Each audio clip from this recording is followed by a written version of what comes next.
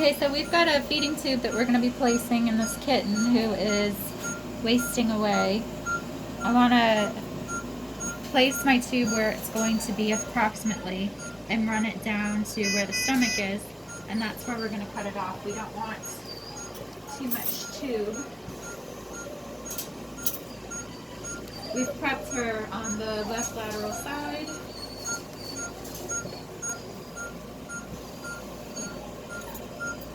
Drape.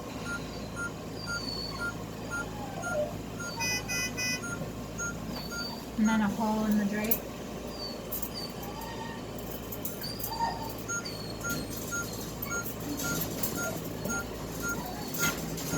And what we're going to go ahead and do is put our hemostats down into the mouth. This one's going to be a bit of a challenge because he's really small, but so we're going down our esophagus, and that's where we're going to cut. You can actually see the jugular right below my hemostats, and we want to avoid that.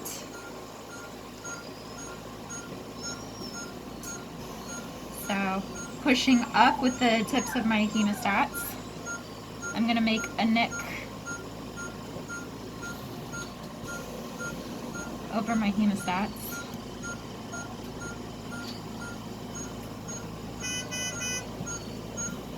And then I'm going to take my tube, feed it into the hemostats, and clamp it down.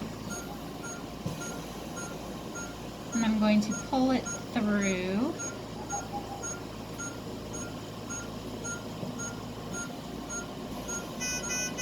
Might need to make this a little bit bigger.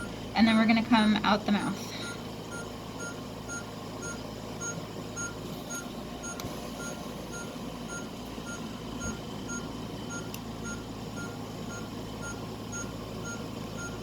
There we go.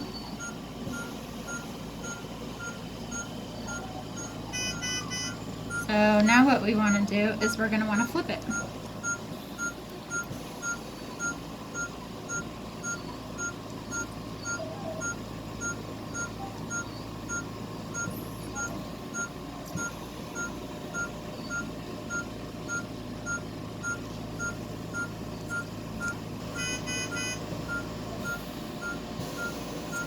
This one's going to be a bit challenging because we're working in a really small space here.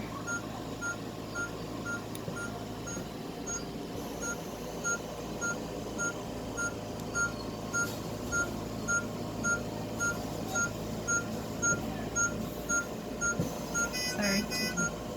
So now we flipped. I can feel that it's running down into the stomach.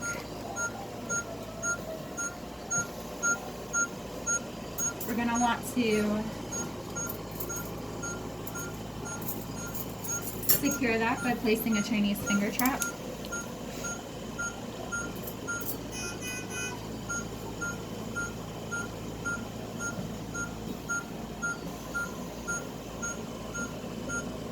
So I'm taking a small bite of skin, using a surgeon's knot. I'm going to tie a knot around our tube. And then I like to have an assistant help. So if you can just put your hand on that tube so that I can go around you. There we go. And do another surgeon's knot. And you really want this to be clamping down pretty tight to where you're seeing the tube indent a little bit. And then crisscross around again.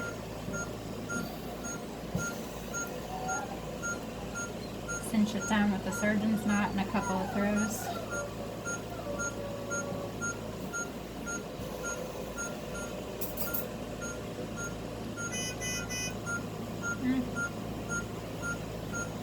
And you're basically going to do this till you run out of suture or till you're convinced that it's not going to go anywhere.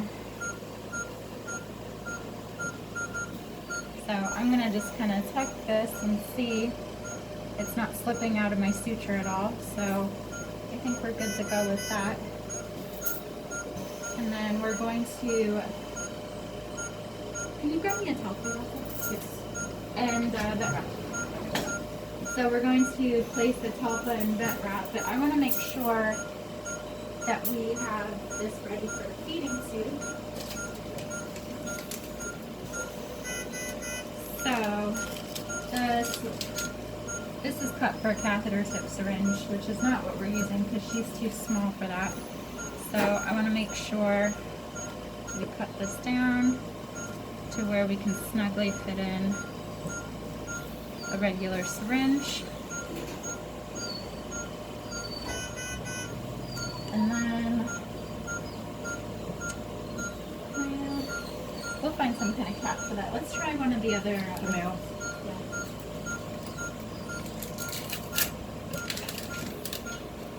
Meanwhile, I'm going to start bandaging. So I take a Talpa and I cut a little V into it.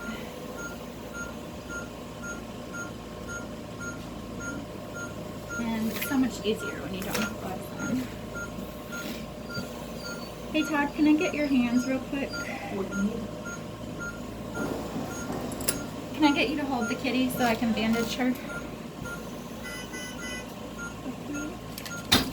Oops. So we're gonna, yeah, that should work. We can make it work. Good. So you want to make sure you have some kind of plug, and that worked really well. So I'm going to have you support her shoulders too.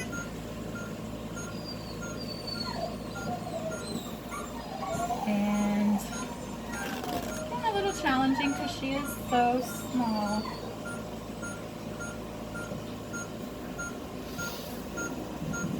You don't want this too tight at all.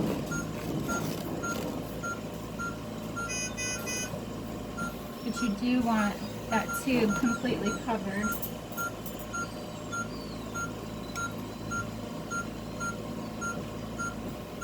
Good.